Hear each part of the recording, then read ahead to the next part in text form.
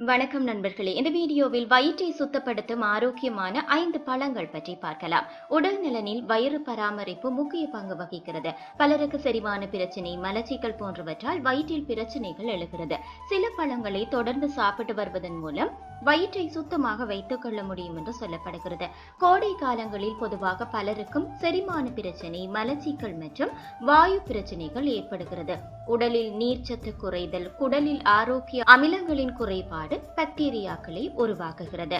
ஆப்பிளில் உள்ள நார்ச்சத்து செரிமானத்தை மேம்படுத்துவதுடன் குடல் பாக்டீரியாக்கள் உருவாவதை தடுக்கிறதாம்.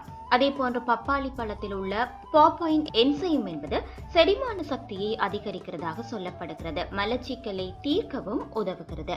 ஆரஞ்சு பழத்தில் உள்ள சிட்ரஸ் அமிலம் வயிறு மற்றும் குடல் சார்ந்த பிரச்சனைகளை தீர்க்கிறதாம். கொய்யா பழத்தில் உள்ள ஆன்டிமைக்ரோபியல் பண்புகள் வயிற்றுப்போக்கை கட்டுப்படுத்துகிறதாகவும் சொல்லப்படுகிறது.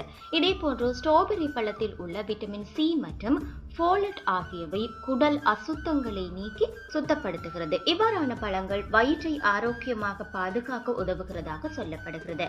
மேலும் இது போன்ற வீடியோக்களை பார்வையிட வணக்கம் லண்டன் யூடியூப் சேனலை சப்ஸ்கிரைப் செய்யுங்கள்.